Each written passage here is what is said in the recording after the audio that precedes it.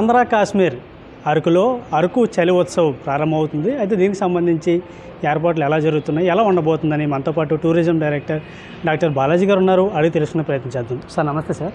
Sir ఈ అరకు చలి ఉత్సవం సంబంధించి నేను బ్రోచర్ కూడా విడుదల చేశారు. ఎలా ఉండబోతుంది సార్? ఇప్పుడు ఇవన్నీ కూడా టూరిజంను ప్రమోట్ చేయడానికి, ప్రజల్ని ఆకర్షించడానికి, పర్టికులర్ ఇన్వెస్టర్స్ కూడా ప్రాంతాలు చూసి వాటిని ప్రమోట్ చేసుకోవడానికి, వాళ్ళ సహాయ సహకారాలకు అందించడానికి. ప్రభుత్వ ఉద్దేశం ఏంటంటే వాళ్ళ ప్రజల్లో ఏదో ప్రభుత్వ సంక్షేమ అభివృద్ధి కార్యక్రమాలే కాకుండా ప్రజలకు కావాల్సినటువంటి ఒక ఎంటర్టైన్మెంట్. ప్రజలు వాళ్ళు ఏం కోరుకుంటున్నారంటే గతానికంటే భిన్నంగా వాళ్ళకు వచ్చిన దాంట్లో లాస్ట్ మంత్ ఎండింగ్లోనో వీకెండ్ ఏదో వెళ్ళి ఒక 10% ఆఫ్ దైర్ ఇన్కమ్ ఖర్చు పెట్టుకొని ఒక ఎంజాయ్మెంట్ చేయాలనుకున్న పరిస్థితి. ఇప్పుడు స్ట్రైన్కి గురై, ఎందుకంటే పరిస్థితులు పొల్యూషన్ వచ్చేసే రకాల పరిస్థితుల్లో వాళ్ళ ఆరోగ్యాలు చెడగొట్టుకునే విధంగా కాకుండా ఇవాళ ఒక మంచి కల్చర్ ఒకటి వచ్చింది, యాటిట్యూడ్ ఒకటి డెవలప్ అయింది. సో వారికి ఏదైతే వాళ్ళ యాటిట్యూడ్ ఉందో, వాళ్ళ మనసుల్లో ఒక జిజ్ఞాస ఉందో, వాళ్ళ మనసులో ఏం ఆలోచన ఉందో, దానికి అనుగుణంగా ప్రభుత్వం ప్రజల మనసులకు అనుగుణంగా తయారవడానికి ఈ టూరిజం ఒక one type of weapon or source of getting there enjoyment. దానికి అనుగుణంగా ఈ అరకు చలి ఉత్సవాలు అనేటువంటిది ASR district collector Dinesh Kumar గారు, ఈ worked as a collector in Prakasam district, Prakasam district also మంచి ఆఫీసర్గా ఉంది. వారు ఒక మంచి ఆలోచన తీసుకొని చేస్తున్నారు.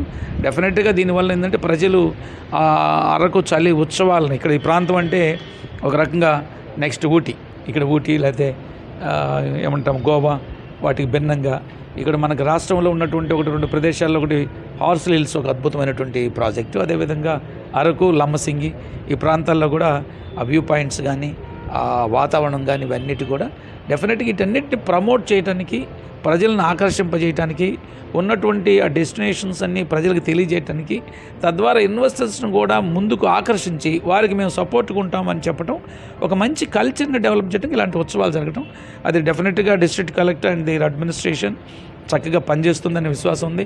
దీని ద్వారా ఆంధ్రప్రదేశ్ టూరిజం అభివృద్ధికి రెవెన్యూ డిపార్ట్మెంట్కు పూర్తి సహాయ సహకారాలు ఉండి, రెవెన్యూ డిపార్ట్మెంట్ ఏదైతే దినేష్ గారు, నిన్న వారి సతీమణి గారు కూడా అనకాపల్లి డిస్ట్రిక్ట్ కలెక్టర్గా కూడా ఉన్నారు, విజయకృష్ణన్ గారు, ఆమె కూడా చాలా చక్కటి మెసేజ్ ఇవ్వడం జరిగింది.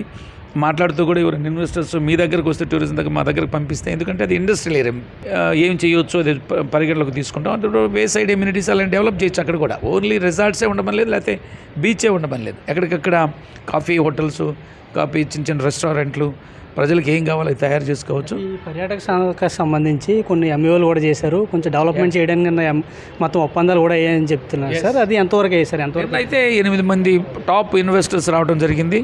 ఒక అట్మాస్ఫియర్ గ్రూప్ అయితే 500 crores, ఇంకొకరు అట్లా మొత్తం 1217 కోట్ల రూపాయలు ఇన్వెస్ట్మెంట్తో ప్రపోజల్స్ అగ్రిమెంట్లు అయినాయి, ఎంఓఈ అయిపోయినాయి.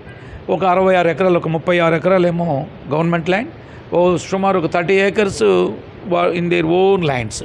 ప్రభుత్వం చంద్రబాబు నాయుడు గారు ఒక ముందు చూపుతో 5 సంవత్సరాల్లో బాగా ధ్వంసమైనటువంటి ఆంధ్రప్రదేశ్ అన్ని రంగాలతో పాటు టూరిజం రంగం కూడా బాగా దెబ్బతిన్నటువంటిది. కనీసం ఒక తట్టెడు మట్టేసిన పరిస్థితి లేదు. ఉండకపోగా ఉన్న అసెట్స్ అన్నింటినీ దుర్వినియోగం చేయడానికి, వాటన్నిటినీ చాలా లాస్ట్ ఎలక్షన్లకు ముందు లాస్ట్ ఇయర్ 23 డిసెంబర్ ఎండింగ్లో కొన్ని ప్రాపర్టీస్ని ఓఎండ్ఎం పేరుతో లాగేసుకున్న పరిస్థితి కూడా ఉంది. అంటే దాన్ని అభివృద్ధికి చేయకపోగా ప్రాపర్టీస్ని దొంగలు కొట్టేసే పరిస్థితికి ఉంది. బట్ ఇప్పుడు మీకు తెలిసినాయి కదా, ఏదంటే ఇది రిసార్ట్స్ అంటే నేను ఇచ్చిన దాంట్లో యారాడ బీచ్ కూడా ఒకటి ఉంది, అద్భుతమైన బీచ్, చాలా బాగుంది. నేను మొన్న ఈ నెల క్రితం వచ్చినప్పుడు ఇవన్నీ కూడా పర్యటించాను. ఋషికొండ కావచ్చు, యారాడ బీచ్ కావచ్చు, సాగర్ నగరు, అలాగే చాలా ప్రాంతాల్లో స్టడీ చేశాం. ఇంకా ఇన్నోవేటివ్గా డిస్ట్రిక్ట్ నిన్న 1717 కోట్లు, 1217 crores ఇన్ 66 acres ఇన్వెస్ట్మెంట్లు రావడం జరిగింది. ఈ నిన్న జరిగినటువంటి మీట్ వలన ఇంకొక 100 మంది వాళ్ళ ఎక్స్ప్రెషన్ ఆఫ్ ఇంట్రెస్ట్ కూడా ఇవ్వడం జరిగింది. రాబోయే సెషన్కి కానీ ఇంకొక 1 monthలో ఇంకా కొన్ని 100 కోట్ల రూపాయలతో వచ్చి పర్యాటక శాఖ అభివృద్ధి చెందుతుంది. అదేవిధంగా ఏఎస్ఆర్ డిస్ట్రిక్ట్ కలెక్టర్ ఏదైతే అరకు చలి ఉత్సవాలు ఉన్నాడో అది సక్సెస్ అవుతుంది. బాగా జరగాలని, ప్రజలందరూ అలాంటి ఉత్సవాలకి ప్రమోట్ చేసే విధంగా ముందుకు వచ్చి సహాయ సహకారాలు అందించాలని కోరుకుంటున్నాను. Thank you. చూసుకున్నట్లయితే ఈ చలి ఉత్సవం ఏదైతే ఉందో ఈ నెలాఖరు 31, అది 1-2 కూడా ఉంటాయని చెప్తున్నారు.